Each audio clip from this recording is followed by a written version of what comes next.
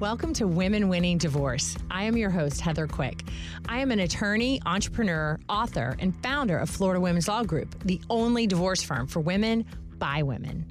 I love thinking big, thinking outside the box, creating creative solutions for women, and empowering women to win in all aspects of their life. Our approach at Florida Women's Law Group is to provide women with a strategy to not only achieve their objectives, but win at life. I believe that what may show up as adversity is simply an opportunity to change and improve your life. In each episode, I sit down with innovative professionals and leaders who are focused on how you can be your best self before, during, and after divorce. In these conversations, we are looking at how women can win at life. I have the unique opportunity to meet women when they are at a transition period of life. But that is only the beginning to becoming your best self and winning at life on your terms. With our guests, we enjoy the opportunity to explore ways all women can win and enhance their life, no matter where they are in their journey. Because divorce is just a point in life, not the end and not what defines you, rather a catalyst for your growth. Welcome to today's episode of Women Winning Divorce. I'm Heather Quick, owner and attorney at Florida Women's Law Group. And today I have the distinct pleasure of being joined by our firm's very own Anna Durstein, a partner attorney here at Florida Women's Law Group, a fierce advocate for women, and one of our longest standing employees. So Anna, you've been on the show before, but welcome back. Thanks. I'm very excited to be back.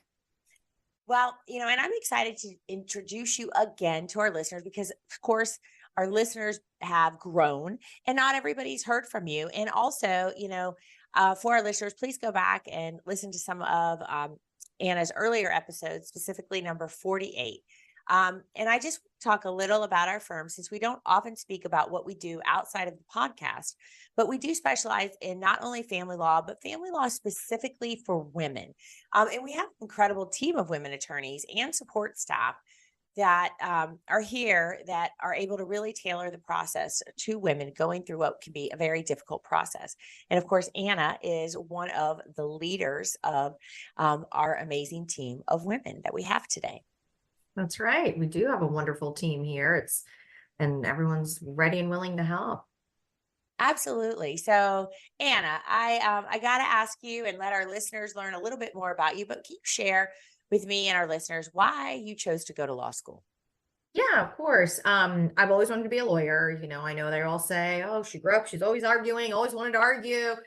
She's meant to be a lawyer, but it was just something that I've always wanted to do. My dad was a lawyer, he did that. So that's something that I saw him do. And I think even as young as like middle school, I pretty much was dead certain I'm going to law school. I'm going to be a lawyer. So I just always wanted to go to school. I wanted to go to law school. I wanted to be a lawyer to help people. I wanted to make a difference. I wanted to have a job that meant something to me too. And that's kind of what even led me to family law.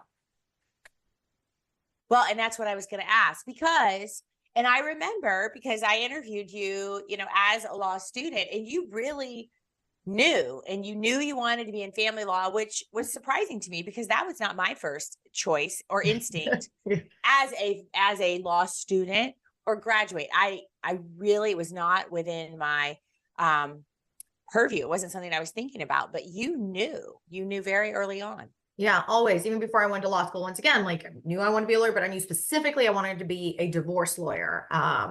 Again, there's so many different specialties, tax, contract, immigration, criminal, all that kind of stuff. And, I just always known that I didn't want to sit in the back corner somewhere in a cubby in an office, writing stuff, reading things all day long.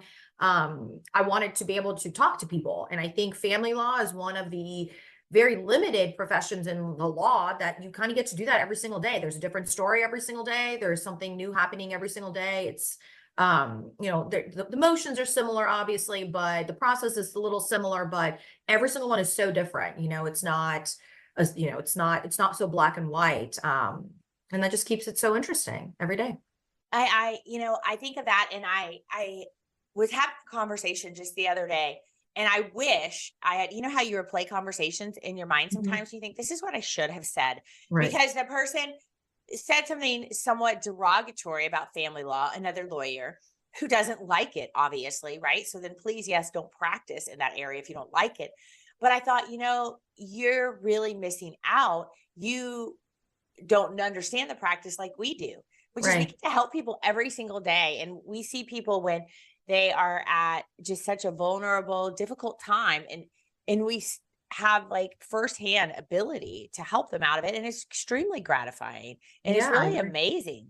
Agree. Yeah. And a lot of times with those people, and when they talk about that kind of way and about family law specifically, that's not what they do day in and day out. That's like one of their 20 different things that they do within their practice. And they just do family law here and there because somebody that they know had a little problem. So yeah, I mean, I can definitely see how that's not very fun for somebody who's not doing this day in and day out because they don't have the knowledge. It's harder for them. It's tougher for them. They don't know the judges the same way. Well, But and they may not like people like the way we do. that's true We too. know there are a lot of individuals out there and lawyers who they don't want to work one-on-one with Mhm. people. Right. But what are some of the common misconceptions that people have about divorce and family law? So I mean, I would probably say that you could do it with one attorney. That's probably the first one that comes to mind, that you could just do it with one attorney, right? Oh, well, my husband hired an attorney and we already have an agreement, so we're good. And this is coming back to that's not true. That's, there's when you hire somebody, they're aligned with you. Yes, they want to help you come to a settlement, but they're going to always be aligned to you. They can't answer your legal questions when you have them. They can just show you what they drafted. They can't answer them for you. They can't tell you how it's going to impact you. They're not allowed to do that ethically. And that's a big thing. I think a lot of people want to, I just hire one person and it's fine. I mean, I have people coming to me and they just say, well, I'll just hire you. You can help both of us. I can't do that. I mean, if he decides not to hire somebody, that's his prerogative, but I have to tell him that he should and he could, to go forward. But I feel like that one is the biggest one that I can think of right now. Well, and I think, because there are areas of law, like when you're doing an estate plan with a couple, right? And you're doing it Right. together. And so, but we are prohibited, like ethically, it's like, no, we can't counsel both of you because there's a conflict potentially, even if Right. it's amicable. Mhm. And I think that's something, that people don't really understand. But I think also they think that, well, it should be simple. Mhm. And, Yeah. it should be, but it's not always because the emotions are just so intricately intertwined, right? Right. There's always two in that relationship, right? There's always somebody who is business, this is what has to happen. They're transactional. This is what we have to do. And there's always somebody who's going to be a little bit more emotional, and that's okay. And, we have to work with both of these types of people, and we have to, to get to a final agreement on anything. And it can be tough at times. But the end result, there's always an end result that benefits both. Absolutely. And for our listeners, please go back and listen to episode 95. We have an awesome episode on family law myths. And Anna, I want to ask, what would you say to law students or even attorneys who might be exploring different types of law? Like, why choose family law? So I would probably tell them to think about what what's the reason they went to school? I mean, what is the reason you wanted to be a lawyer? I mean, why did you do this? What kind of difference did you think you were going to make? Were you going to go and change laws? Were you going to try to prevent, wrongful convictions of criminal, what is the point? What did you do that for? What did you go to law school for? Did you go to law school to try to help to help people? Then that is 100% in the purview of family law. Because that's what you do. You're helping families, you're helping an entire unit, resolve so many issues. It's not so linear, stay out of jail. There's so many options, who gets to keep the house, what happens with the visitation, what happens with, the timeshare, what happens with these bank accounts. There's just so many aspects to it that, again, like when they all come together, it's just really interesting. And you truly can see how you helped somebody at the end. You can see the difference it made from the time you met them until the end. So again, choose family law if that's something that you want to be able to see. You can truly see your work be accomplished at the end. Yes. And for our listeners who are talking to attorneys or thinking about hiring an attorney, ask your attorney why they do it, because I think that's important to know. I'd love some comments and feedback as to what you find out. But anyway, within family law, what are the most prevalent issues that you see clients usually come to us for help with? Obviously just the basic, divorce, and support issues and time sharing. I feel, those are the two big ones that I see for sure. A lot of time, if there's a ton of money, I'm not going to say easier, but it could be more straightforward because there is a division. There is something that we can, plan it out. Is it equal? Is it 60-40 or however it works out for everybody?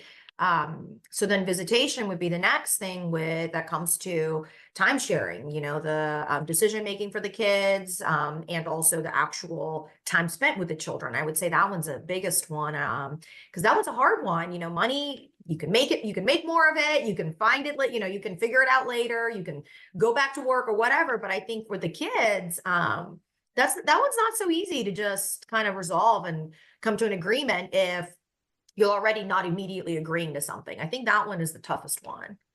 I think so too. And it's so fact specific and it's so dependent on what's going on, the dynamics of that family, that a cookie cutter approach just doesn't work on everybody. And it's not like assets. Well, we're split them down the middle, you get some, they get the other. It doesn't work that way with children, as it shouldn't, but it can make that, I agree, so much more taxing and challenging, which we've done a lot of those because you really have to dig into the facts and really advise the client, like, these are the pros and cons of where we're going and how good of a case, how strong of a case maybe we have to move that forward. But what is your approach legally and personally with your clients? Communication always, building expectations that are realistic is important too. I want to get you, best, your magic wand day, of course, that is goal number one. But, it's my job to also make sure you understand, what the laws are, what are the judges doing, what is historically been done based on the facts of your case, as close as possible, based on historical cases that have come down from higher courts and things like that.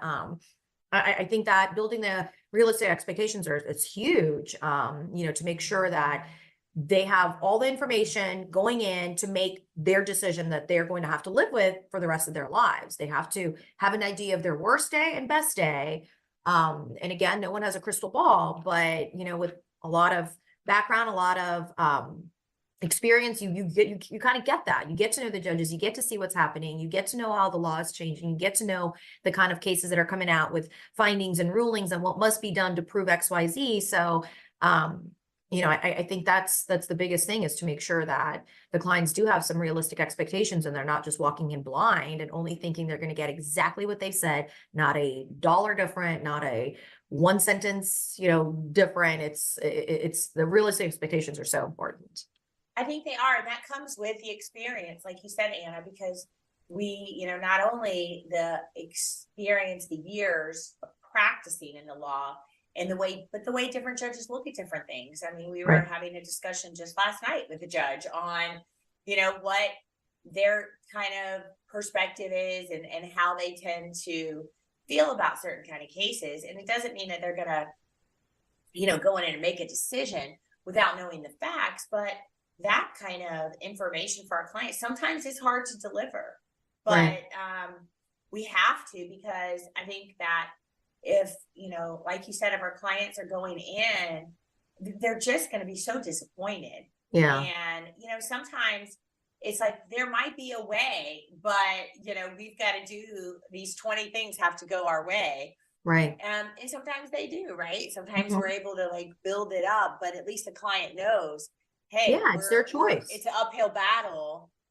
and things have to fall in line, like evidence, Anna, let's talk about that just a bit, or witnesses, because, sometimes clients do come to us and they, after the fact, they've been with another attorney, they've had an experience, and I know you've had this, they don't understand. They're like, I had these medical records, I had these letters from people, and my attorney didn't use them. Yeah. Tell everybody why.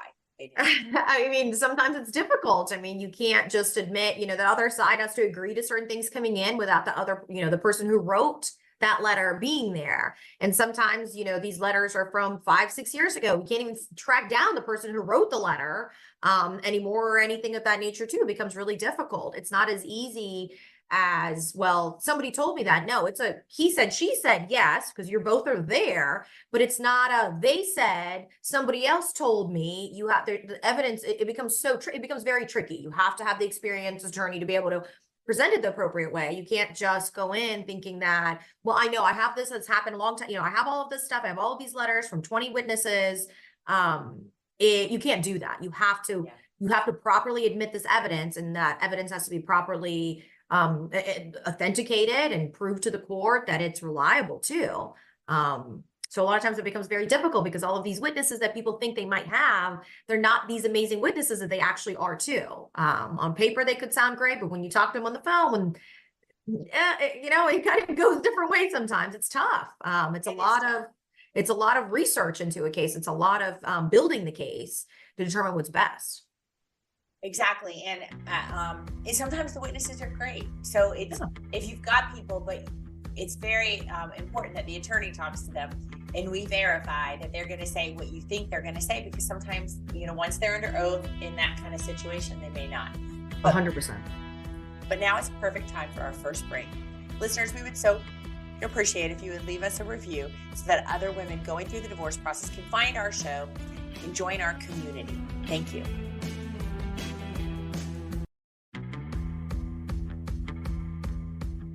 We are back from our break. And again, today I'm joined by Anna Durstein, partner here at Florida Women's Law Group. And because family law at its core can be very emotional, how do you address the emotional aspects of family law and divorce, both for your clients and yourself? That's a tough one because it is very emotional, and that's okay. I mean, it's the breakdown of a family. It's a breakdown of a relationship. It's people sometimes compare it to a death in the family. It's very emotional. So don't put that to the side.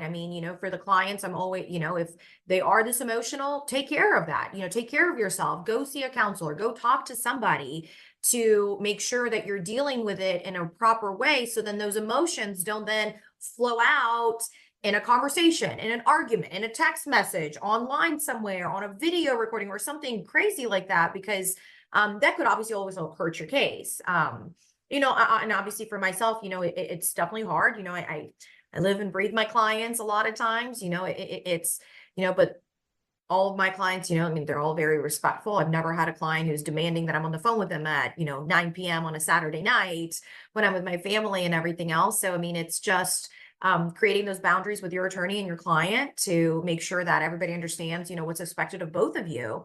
And again, having the support staff to help them too. When I'm in trial, I'm unavailable, and my client just needs to talk to somebody, just needs to figure out if what they did was okay, what just happened, whatever.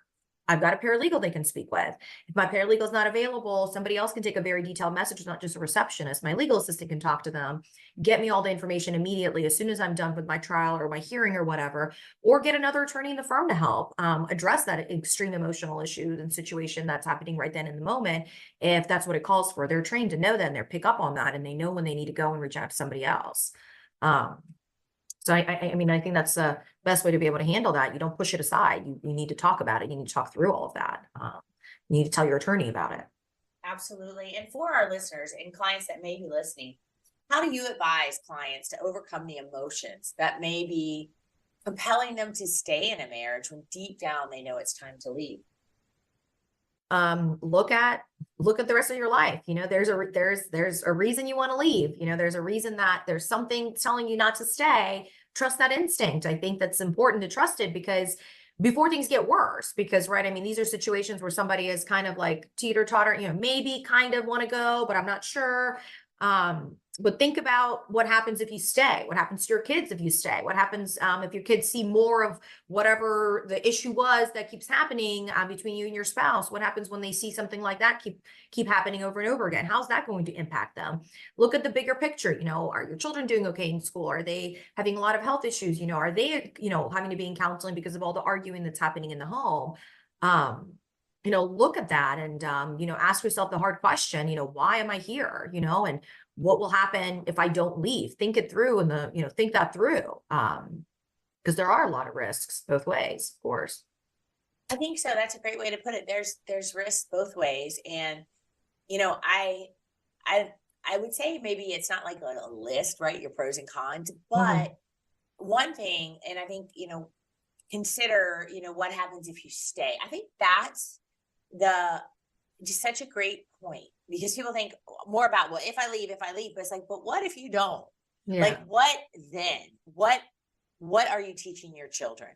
What is Right. happening to you? Are you losing, so much of yourself Right. because of this situation? And also journaling, and I say this, okay, not because I do it, all right, but because I should, and I know so many people do that.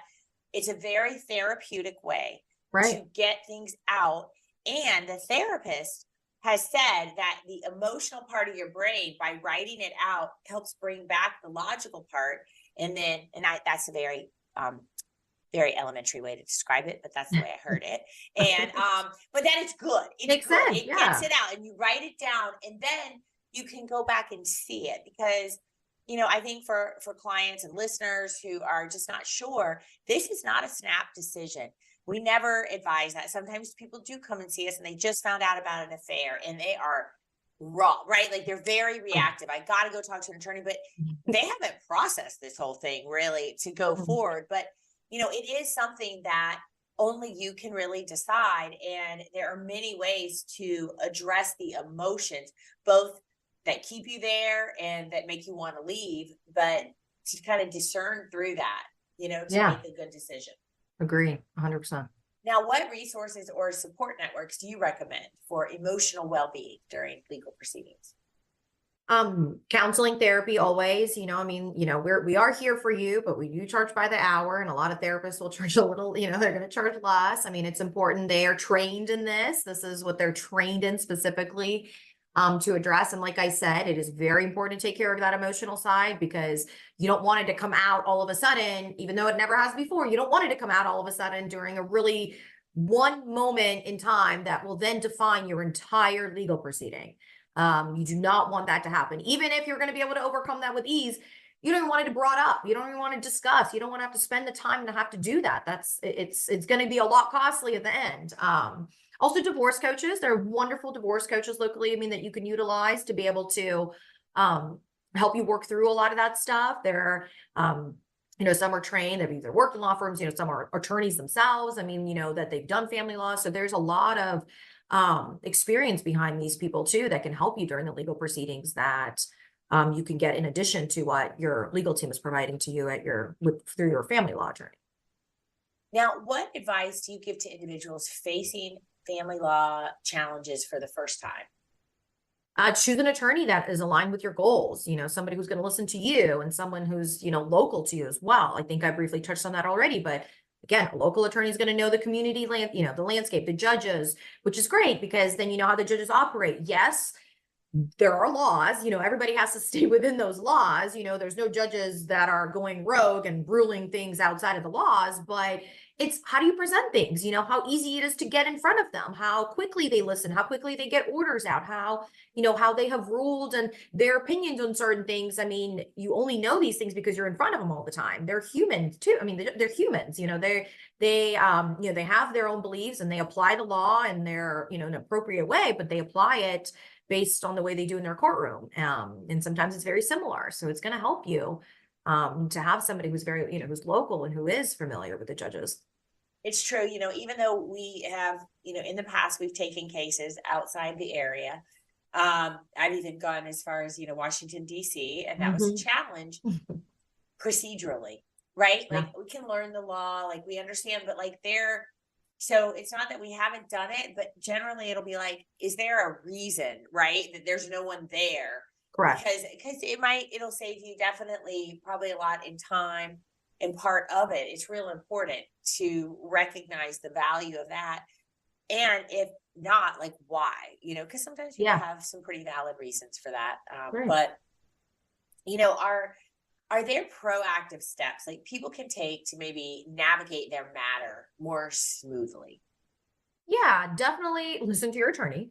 Even if what they say sometimes feels counterintuitive, I think it's important listen to them, ask them the questions, I mean, if they tell you to do something, ask them why, and what happens if I do X, Y, Z. I mean, that's the whole point. They're there to provide you advice. They're there to provide you with solutions. They're there to provide you with options. And you should always have those. You should have options about it. Get your paperwork done on time. I mean, the deadlines that your attorneys are giving you, it's not just for us, it's for the courts. There are procedural guidelines that we must follow. And some of them are ordered even. So there are certain things like that. I mean, do your work, to get your, do your homework, help yourself, get that done timely. So then your attorney can help you get your case moving forward and get things done timely for your behalf too.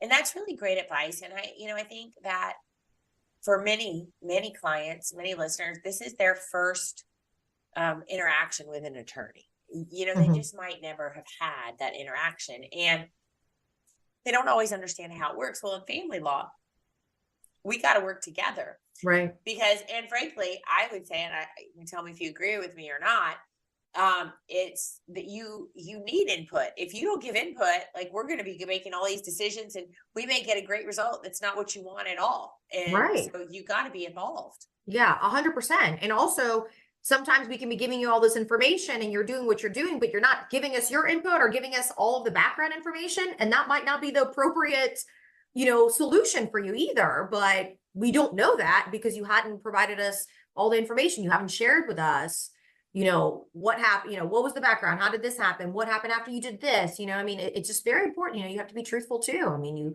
but yeah, provide as much information as you possibly can whenever you are looking to have the question or address a situation, provide that information, provide all of it. Yes. And, with, there is paperwork and there is things, but at least at our office, like, we have a big team that they will help you. Cause I think sometimes clients get intimidated, and so then they just don't do it. And, rather than say, I need help, I don't really understand. And that's, important because of our deadlines.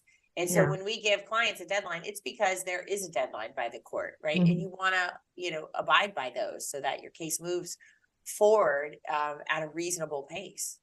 Yeah. And just because there's if the deadline's December 1, you can't get me everything on December 1, because it takes us time to have to also compile it in the appropriate manner, redact your confidential information that's needed to be redacted, review it. You have to review, it takes time for us to have to put some of this information together as well. So, yeah, I mean, and any help you need, and it's true. I mean, it is intimidating when you look at that list, sometimes I'm like, do I even know where my documents, it's hard. Like, who saves these things? Everything's paperless. Nobody gets statements anymore of anything. It is definitely intimidating. So tell us, look, I'm having a really hard time getting XYZ. Don't wait until the deadline to say, hey, I got everything, but give us that in advance. Let us know, and that's okay. We can provide what we have, and then we can request it directly through your company, whatever there are steps to take to be able to get the other documents.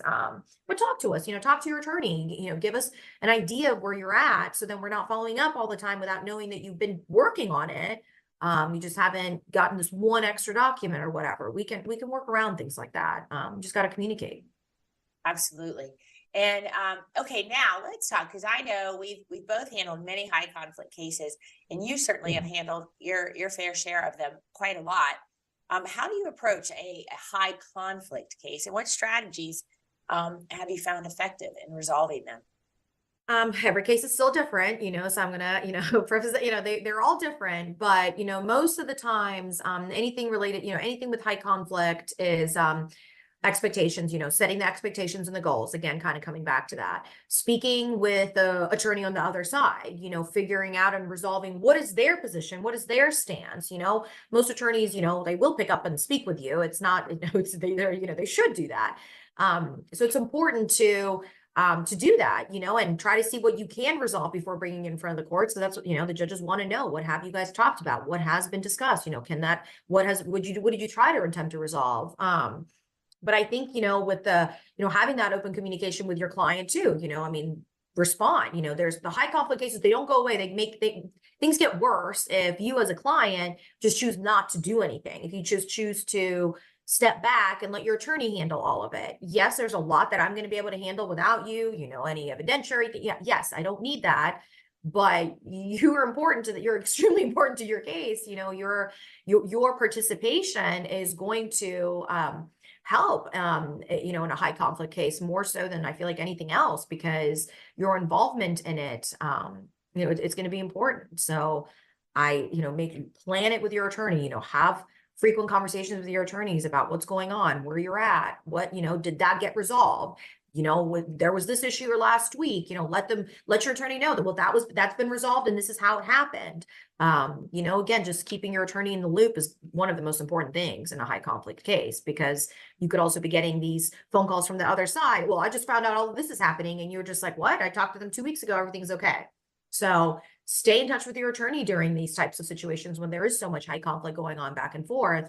So then they're always in the loop and they can always address a situation if a motion's filed quickly, and or if the other side's calling you to resolve something on an emergency basis too. Stay in touch with your attorney. Yeah, that's true. And I know that, it can be, I'll tell you some of the frustrating things in high conflict cases when that you're not in the loop. And it's like, no, clients, we really do. It's helpful because then we know it's coming. Even if you're like, okay, This went down, it's not going to be good. And you're probably going to get a call. I would prefer that because then I have time to process it, right? We may, depending on how we'll respond with the attorney, but at least you're not caught off guard, because then, just for our listeners, okay, you get that call, right? You got that information. Well, you had no idea. So now you got to call the client and then you got to then respond back. And again, just creates delay. Communication, is so very important, as you said. Yeah. But, like Anna, how has technology, like especially social media, because, as young as you are, like we've seen that change, right? And the 10 years, but wait, I think we have to take a break. So I'm going to pause that, Anna. Okay. And we're going to be right back. So we're going to take a short break. And listeners, if you're enjoying the show and the guests, we would greatly appreciate a review and share it with a friend who may need to hear it. All right, we are back from our last break. And again, today I'm joined by Anna Durstein, and she's giving some great family law tips for our listeners today. And before the break, I didn't realize it was time to take a break. I was getting so caught up in the conversation, but I posed a question to Anna that I really definitely want to have a discussion about, and that's social media, because it's changed. It has tell us, how does it impact family law cases now? Oh, there are case law, there are trainings, there's so much that goes on related to social media now, with people getting extremely emotional and wanting to air out their issues on social media because they want some sort of validation.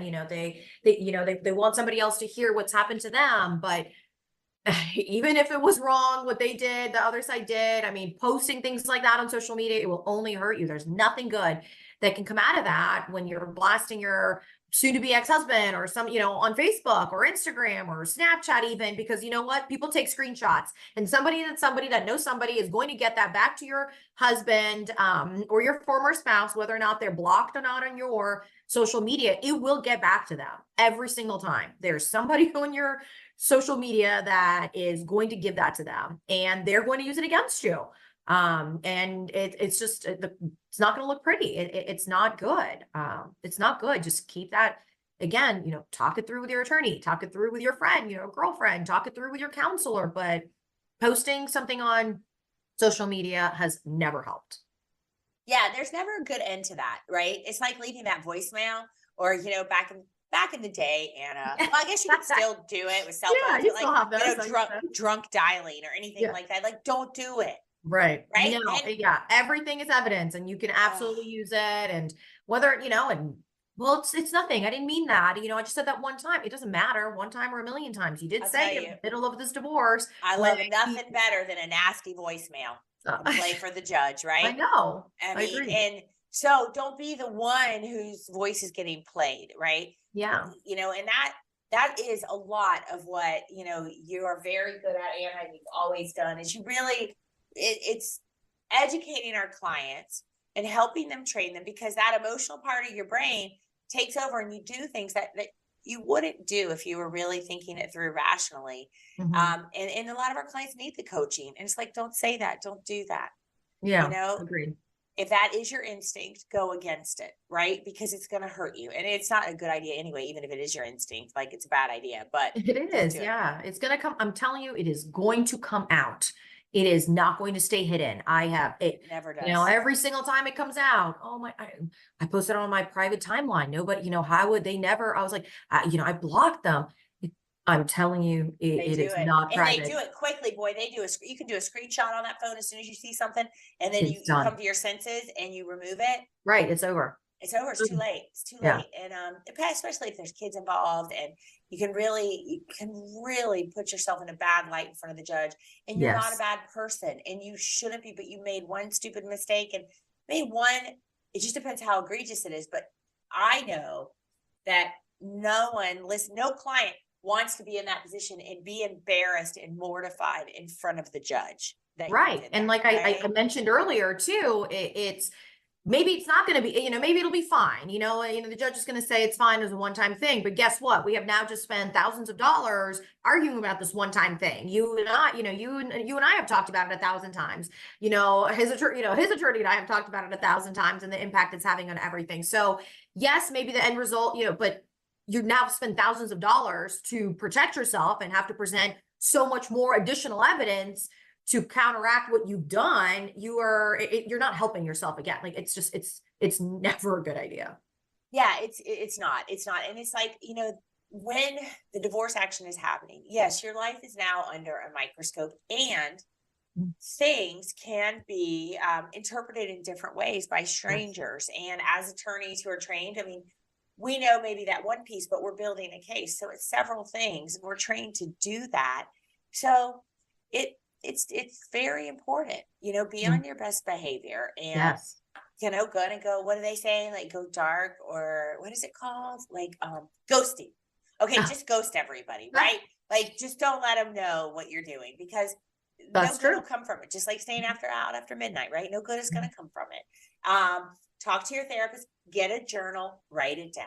Right. You know, there are healthy outlets for these emotions. We're not saying stuff it all in, but let's pick healthy, smart outlets to express so much of this. Absolutely.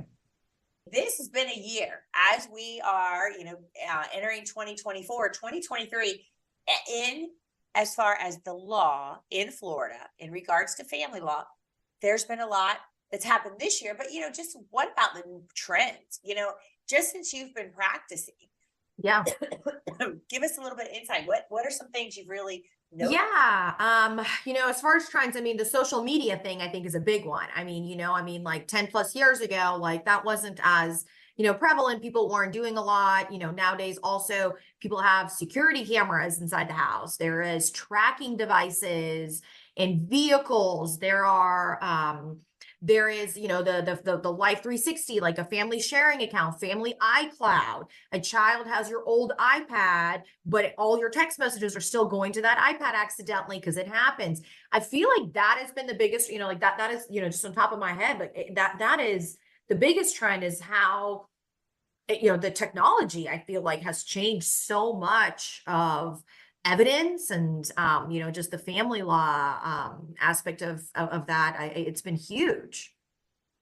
Yeah, the text messaging on the iPads, that's we've seen some people be very unaware of that. And yes, it's helped and hurt in the past. You know, it can go both ways. It's not, you know, it goes both ways. Yeah. And you know, in the tracking, that is a big thing. It's very easy to do on the iPhones. So easy. I know all the cars one time too. we did the whole thing, like we went through something to like how you can check that, but yeah, all the cars nowadays, they have GPS trackers in, like, you know, all of that technology. I mean, like I think almost every single car does. Like you can get these, like, you know, and a lot of the cars, you know, the first couple of years you even own them, they like give you free 2 years on this like GPS thing where you can turn your car off from your phone, and you know, you can see where your car is at all times. Like other people can have equal access to that. You know, I've had tons of clients whose husbands and them have shared that, right? Because they have vehicles and they're both of their vehicles are on this like app, and you know, their husbands are turning off their vehicles, like, you know, and they're not letting them start them up. I mean, it's crazy. So, and they can absolutely track you. Well, yeah, shoot, you can buy an AirTag now. That whole to buy a little circle to track. Yeah. Yeah, I put it in my suitcase. Why? I don't know. Is if it's going to make a difference. I guess it will. I don't know. I keep doing it, but and then I get a notification, you have left your suitcase. I was like, I know, I've left the hotel. But I mean, that is specifically, it's so easy. You don't have to go to some secret spy shop anymore. Nope. Order your AirTag on Amazon and plop it in someone's It is, car or purse. yes. It's that easy. And so that is it. And they won't know. And they change, won't and know. They won't They know because it's not their service, right? So the AirTag's not connected to them, so they can't track it, you know, and that's, yeah, that's scary. I mean, that's scary. And it is scary. And that is that's a person who's got some issues. And so if you are listening and that is you and you want to do this to your husband, you need to talk to a therapist or talk to us like that. That's just not, there's no, again, no good is going to come out of it because why do you really want to know? And you already know what they're doing, why they're going. That's why you got it. And right. Sometimes, how good is that going to be? No, we're not going to be able to use it in court. So just know that. That's when we look at a private eye and let's talk about that. It just brings me think about that because don't we get asked that a lot? And it's very few and far between that we actually. And there is, I mean, I use private investigators a lot of times to even just come to my clients' homes to do a sweep for the technology that maybe there is something too. Like it's twofold. I have the client who's very, very concerned. I feel like I'm being tracked. They're following, I feel like, he knows where I am all the time. He texts me at the most random times where he knows I'm doing something related to my divorce. Like he can see what I'm doing, but I don't know how he can do that. So a private investigator can help with that. We have tons that we use. They can come to your home. They can check your car. They can check your house. They can look at your iPads. They can figure out what's going on. But also, we can use them for a lot of other things. Husband, says that he's with the children 24/7, and the kids are, well, no, daddy leaves all the time. Well, how are you going to prove that? It's your little kiddo saying that. Okay, well, private investigator, you can, we can get a private investigator and they can follow them and see what's going on. Oh, there they are. It's supposed to be the kids are supposed to be spending there. They got there 20 minutes ago. Babysitter coming, husband's leaving, not back until 2 a.m. So there's definitely a time and a place for those types of situations, and we will work it out because again, what is it going to get you? What is that evidence that it's going to provide to you that you can then utilize in your case for your benefit? Exactly. So again, talk to your lawyer. I hate it sometimes because maybe some clients have just gone on their own and we're like, oh, you spent a lot of money on that. And I'm not sure how useful that's going to be. Right. So it's a good thing to talk with your attorney about first. Now, so let's talk about the changes this year, specifically to family law, Anna. Like, what should things that people be aware of that are like, thinking about divorce or maybe have been previously divorced, things that, they should look at? Yeah, the changes this year, in the last 10 years, 11 years that I've been either an intern or whatever, an attorney, I feel like this year has been the biggest family law changes since that time, and maybe even before that. Alimony has completely been redone. The length, the caps, the duration, the amount, so many different things. So, evidence that's needed even for it. Time sharing, there's been a huge change in time sharing shifts that's changed. And it all just happened this year, just in July. July 1st was when I went, it literally changed. I feel like a couple of days right before July, and it went into effect July 1 of 2023. And now everybody who has got an open case or a new case are under these new laws. So, maybe you saw an attorney last year, maybe you saw an attorney earlier this year, even all of that's changed. Everything's changed. And like I said, I think that's been probably the biggest change. Time sharing, there's a presumption of equal time sharing. And for every single case. So you're kind of, back then, before this change, you almost had to build it up, right? You build it up to the 50-50. Now you're starting at 50-50 and you have to build it down. It's tougher. It's definitely tougher. And, it comes back to have that conversation with your attorney about anything and everything that you believe is important and maybe things that you don't, but be open and provide them all that information because they might know how to work that into it as part of the evidence to present the case that 50-50 or equal is not appropriate for your case. Yeah, I think that's the biggest change. And it was moving in that direction, but now it's actually in the law. And certainly here, again, how you talked about, we were at, at the beginning of the show, where you are, right? Up here in Northeast Florida, it wasn't like always this 50-50. South Florida was a little bit more kind of, the judges tended to do that. So it's important to talk to, an attorney to understand how it applies to you specifically. But I think we've seen, changes in families and that dynamic as well over the years. Like, how does that impact the practice of family law? Definitely a lot of people are getting married a lot later, which makes them have a lot of non-marital assets. So a lot of people have retirement accounts that they started before they got married, but then they got married and they've contributed into it. So that definitely adds a little bit more, more so than before. We got married when we were 21 years old. We were just straight out of college. We had nothing, zero to our names. Everything is marital. Okay. No, now people are getting married when they're older. They have careers. They've established, they have savings. And now we're having to match everything up and figure out where everything went, who's claiming what. And I think a lot of people nowadays too are choosing to have children without first getting married, and that's fine. But a lot of times they don't realize that the sacrifices they give up in that type of situation, you're not going to get afforded anything like you could in a family law situation. A mom staying home in a situation where they never got married, the court can't help like they could with alimony. To help you get back to being, from married to single. They can't do that. So I think that we're seeing a lot more of that happening as well. Yeah, I think it is. It's changing a lot, and all of those things just are going to impact your case, and it's going to be different. But we are seeing definitely more of that than the traditional long-term marriage, married at 20 and married for 30 years. Like we just don't see as much of that anymore. It's still there, of course, but yeah. But all right, Anna, our last question, and we always ask our clients this because we really are wanting them to, see where do they see themselves in the future. And so where do you see yourself in the next 3 years? Okay. Well, I see myself still doing this. I still see myself being here, obviously helping our clients. I see myself, just more experience with trials, more experience with high conflict cases. I see myself doing the same. I don't see my career changing or my focus on family law and helping women. I don't see that changing one tiny bit. It's been wonderful. I've been so happy doing it. And I can't imagine doing anything else. Just what I like to hear. All righty. Now, okay. Another good question for you.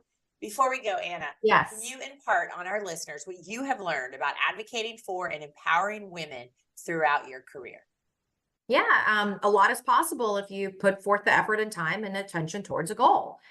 You can achieve a goal, and yes, sometimes it takes a little longer, but there is a solution out there for your specific goal and for your specific situation, and we're here to help you figure that out. Awesome, Anna. And I agree with you 100%. Thank you. Put your energy towards it and it can be possible. Yes. Well, we've reached the end of our show. And thank you so much to our guest this week, Anna Durstein, partner at Florida Women's Law Group. And of course, you can find her here at floridawomensLawGroup.com. And her information will be linked in the episode description. Thank you so much, Anna. Thank you so much. Have a wonderful rest of the day. We will. And for our listeners, if you or someone you know is going through a divorce or is thinking about a divorce, of course, reach out to us at floridawomensLawGroup.com or join our Facebook group, Women Winning Divorce, where we are having discussions to uplift and support one another. The link will be below in the episode description. Thank you for listening, and please leave us a review so that others can find our show. Have a great day. From being served to preparing for trial, Divorce 101 will prepare you end to end for the divorce process. I'm Heather Quick, attorney and CEO of Florida Women's Law Group. Join us over the next 6 weeks to feel empowered and educated about a complex and often challenging legal process.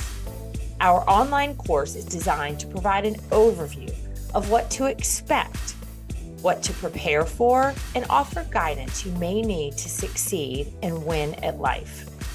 Over 6 weeks of video and additional resources, we are confident that you will finish our course feeling inspired and educated. Find out more at floridawomensLawGroup.com/divorce-101 or call us at 904-567-0121.